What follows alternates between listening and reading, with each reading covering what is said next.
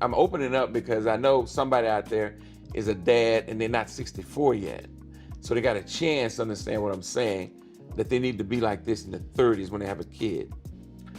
I came to my church one night for rehearsal, the male chorus, and I was driving down the street, and at the street T's, it's a dead end, go left or right, and at that T was Gavin and Latoya on their bicycles.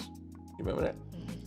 And I saw these two children.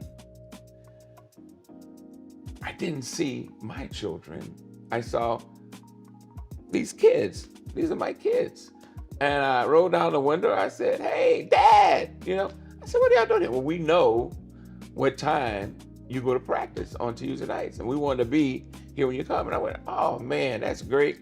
And they leaned in the car and kissed me or whatever. I said, "Look, I'm late. I got to get to practice." And I drove off from these kids and got to practice, sit down in the tennis section, and was sitting there for about 30 seconds.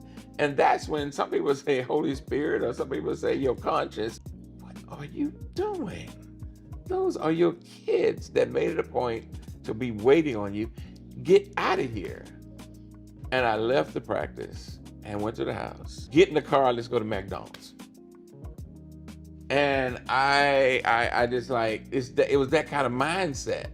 You needed a 2x4 to hit me and go, hey, these gifts that God has given you, and I have too. That's a moment in life that I've kept. I couldn't believe that I actually did that, but I was so out of touch with being a real caring, considerate, protective, resource father.